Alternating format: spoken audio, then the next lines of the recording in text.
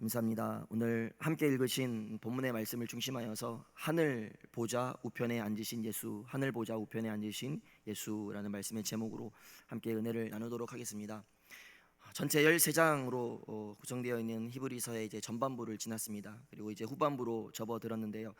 지난 시간까지 전반부의 내용을 우리가 짧게 정리해 보면, 먼저는 예수 그리스도는 누구신가라는 질문으로 시작을 했습니다. 그러면서 점차 예수 그리스도의 대제사장 되심과 또 그분의 우월성을 변증하기 위한 다양한 논증들로 그 답을 선언하는 방식으로 말씀이 진행이 되었습니다. 특별히 그리스도의 대제사장 되심과 또 그분의 우월성, 그 어떤 존재보다 뛰어나심을 변증하기 위해서요, 다양한 대상과 예수 그리스도를 비교하는 방식으로 이야기를 진행했었는데요. 그 비교 대상으로는 선지자가 있었고요, 또 천사가 있었고, 또 모세와 레위 제사장이 있었습니다. 즉 예수 그리스도는 구약의 선지자보다, 천사보다, 모세보다, 그 어떤 레위 제사장보다 비교할 수 없을 정도로 우월한 분이심을 증명한과 동시에, 또한 그분은 구약의 율법을 쫓는 아론의 혈통, 레위 지파에서 나온 그런 불완전한 제사장이 아니라 영원한 하늘나라의 거룩한 대사장이 되신다라는 것을 계속해서 증명하였습니다.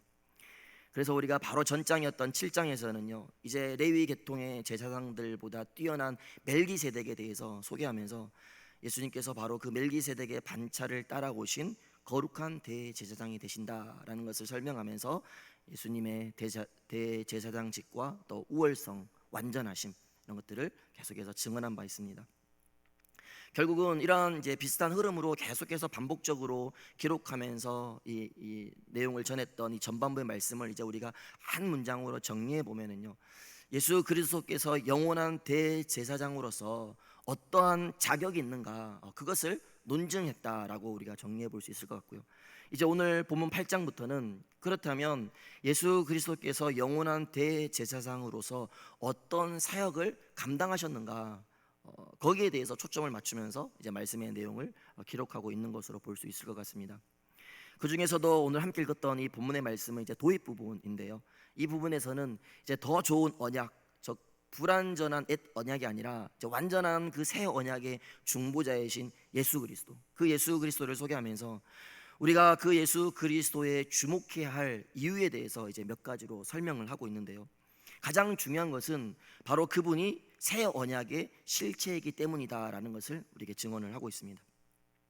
옛 언약 아래에서는 모든 것이 불완전했습니다. 특별히 이제 본문에서는 구약 시대의 장막, 모세의 장막과 제사에 대해서 언급을 하고 있는데요, 사람이 세운 장막은 어떻습니까? 시간이 흐르거나 외부에 어떤 힘이 가해지게 되면 반드시 무너지게 되어 있었고요, 또 시간이 오래 흐르다 보면 사라지고 마는 것, 그것이 이 땅에 있는 장막의 모습이었습니다. 그래서 영원하지 않았다라는 것입니다. 그러나 하나님께서 친히 세우신 하늘의 장막, 오늘 2절과 3절에 쭉 기록이 되어 있는데요, 그 하나님께서 친히 세우신 이 하늘의 장막은 영원히 건재하다라는 것입니다. 사라지지 않고 영원히 존재한다라는 것입니다. 이것은 어떠한 의미가 있겠습니까? 곧 그 하늘 장막에서 대제사장직을 수행하시는 그리스도의 사역 또한 무너질 이 땅의 장막에서 행해졌던 제사장들의 사역과는 다르게 아주 영원하다라는 것을 증언하는 것입니다. 또한 옛 언약 아래에서 레위 제사장들이 드렸던 제사는 짐승의 제물로 매번 드려야 했던 그런 불완전한 제사였습니다. 그러나 이제 새 언약의 실체이신 예수님은 자신을 드려 단번에 완전한 제사를 드리며 구원을 이루셨습니다. 그래서 그 완전하신 예수님의 대속의 역사로 새 언약의 실체가 되셨으니, 이제 우리는 모형과 그림자에 불과했던 옛 언약에서 벗어나서 새 언약의 실체이신 예수 그리스도께 주목해야 한다. 그것이 바로 오늘 우리가 함께 읽었던 2절과 5절의 중심 내용입니다. 그러면서 이제 결론으로 6절에 이렇게 기록을 하고 있는데요, 그러나 이제 그는 더 아름다운 직분을 얻으셨으니 그는 더 좋은 약속으로 세우신 더 좋은 언약의 중보자시라라고 선언하고 있습니다. 옛 언약의 제사장들은 불완전한 그런 중보자였습니다. 그러나 예수님은 우리에게 완전한 중보자가 되셨습니다. 이처럼 새 언약, 새 언약이 되신 예수 그리스도는 옛 언약과는 비교할 수 없을 만큼 우월한 약속에 기초하고 있기 때문에 더는 우리가 그 불완전한 옛 언약에 주목하는 인생이 아니라 완전한 새 언약의 실체가 되시는 예수 그리스도, 구원의 길을 열어주신 그 예수 그리스도께 우리가 주목해야 한다라는 것이 오늘 본문의 말씀의 중심 내용입니다. 바라기는 우리가 그 예수 그리스도, 새 언약의 실체 되시는 그 예수 그리스도, 우리에게 구원의 문을 열어주신 그 예수 그리스도께 온전히 주목하는 그러한 복된 삶을 살아갈 수 있기를 간절히 소망합니다. 그렇다면 왜 히브리서 저자가 당시 그리스도인들에게 이러한 말을 전했을까? 저는 이 부분에 우리가 조금 더 깊게 살펴보고 이제 말씀을 정리하려고 하는데요. 1절 상반절을 보면 그 이유에 대해서 이렇게 기록을 하고 있습니다. 지금 우리가 하는 말의 요점은 이러한 대제사장이 우리에게 있다는 것이라. 지금 여기에서 말하는 우리가 하는 말의 요점이라는 이 부분은요, 앞선 7장까지 계속해서 반복해서 이야기했던 그 말들의 핵심, 그 말들의 요지가 무엇인가, 또는 지금 이제 앞으로 8장부터 새 언약의 실제이신 예수 그리스도를 설명하게 될 텐데요, 그 말하고 있는 내용, 그러한 내용들의 핵심은 무엇인가라는 뜻으로 해석을 할 수 있습니다. 다시 말해서 우리가 지난 7장까지 나눴던 말씀, 멜기세덱의 반차를 따라오신 예수 그리스도는 어떤 선지자보다, 천사보다, 모세보다, 레위의 제사장들보다도 비교할 수 없을 만큼 우월한 제사장이 되십니다라는 것을 말한 이유가 뭐냐라는 것입니다. 또 이제 8장부터 예수 그리스도께서 불완전한 옛 언약이나 또 그런 불완전한 옛 언약이 아닌 새 언약의 실체가 되신다라는 것을 말하고 있는 그 핵심, 그 요지가 무엇이냐라는 것인데요, 그것은 다름이 아니라 방금 우리가 읽었던 1절에서 말하고 있는 것처럼 우리 이러한 대제사장이 우리에게 있다, 이것을 말하기 위함이었다라는 것입니다.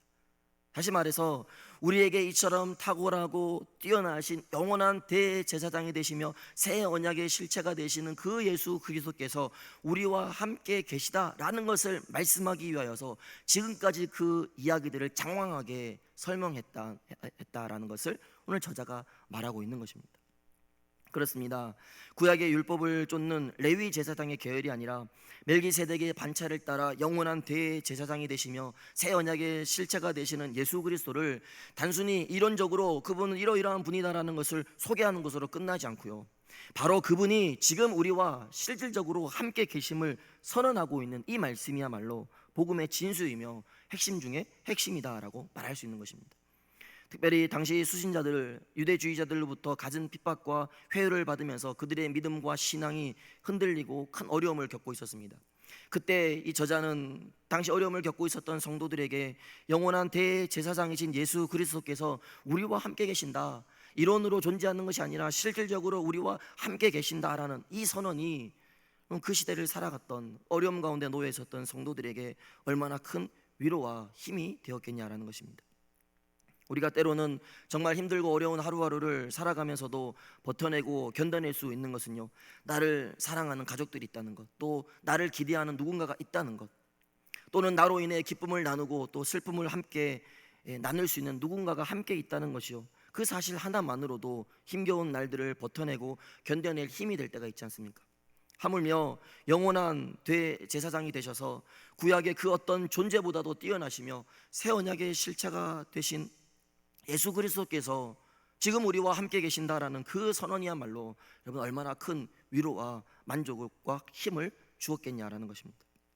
더욱이 이어지는 이제 1절 하반절의 말씀을 보면은요, 그는 하늘에서 지극히 크신 이의 보좌 우편에 앉으셨으니라고 말씀하시면서 이제 그 예수 그리스도께서 이 땅에 속한 제사장들과는 전혀 차원이 다른 위치에 있다라는 것을 설명하고 있는데요, 여러분 이 당시 사람들의 생각 속에 있는 보좌라는 단어는 말 그대로 왕이 앉는, 그런 왕이 앉는 자리의 개념이었습니다. 당시에는 로마 황제의 자리를 뜻하는 것이었을 것입니다. 여러분 그 로마 황제의 자리, 그 자리에서는요 최고의 권력이 나왔고 또 최고의 통치가 나왔고 또 최고의 심판이 바로 그 자리에서 이루어졌습니다. 그런데 지금 히브리서 저자는 그들 속에, 그 문화 속에 있었던 그 사람들의 생각 속에 있는 이 보좌라는 단어가 갖는 의미를 하늘에서 지극히 크신 이의 보좌라는 문장으로 표현하면서요, 그들로 하여 이 땅의 권력과 통치와 어떤 심판과 감히 비교할 수 없는 높고 위대한 능력과 권세가 바로 하늘 보좌에 있다라는 것을 지금 표현하고 있는 것입니다. 여러분, 그렇다면 하늘 보좌에 앉으신 이는 누구이십니까? 이미 우리가 잘 알고 있듯이 보통 성경에서 왕이신 하나님을 보좌 위에 앉으신 이다라고 표현하는 구절들이 많이 있습니다. 대표적으로 계시록 4장 2절과 5장 1절에 보면은요, 보라, 하늘에 보좌를 베풀었고 그 보좌 위에 앉으신 이가 있는데, 또 5장 1절에 내가 봄에 보좌에 앉으신 이의 오른손에, 이렇게 영원하신 하나님을 보좌 위에 앉으신 이라고 표현을 하고 있습니다. 그렇다면 예수 그리스도께서 그 온 우주의 왕이신 하나님께서 앉으신 그 왕의 보좌의 우편에 앉으셨다라는 것이 무엇을 의미하겠습니까? 먼저는 그분이 하나님이 지니신 영광과 동등한 영광을 지니고 계시다라는 것을 의미합니다. 즉, 예수님께서는 하나님과 동등한 자격으로 하나님과 함께 모든 세상을 다스리는 분이시다라는 것을 지금 선언하고 있는 것입니다. 조금 세속적인 표현을 빌려서 이야기하자면 예수님께서 그야말로 최고의 권력에 앉아 계시다라는 것을 지금 선언하고 있는 것입니다. 여러분, 이것이야말로 영원한 대제사장이시며 새 언약의 실체가 되시는 예수 그리스도께서 지니신 그 영광의 실체를 드러내고 있는 증거가 되는 것입니다. 동시에 그러니 이 예수 그리스도의 영광보다 뛰어난 영광은 없으며, 또한 예수 그리스도 이외에 이 영광에 오를 자 또한 아무도 없다라는 것을 우리에게 교훈해 주고 있는 것입니다.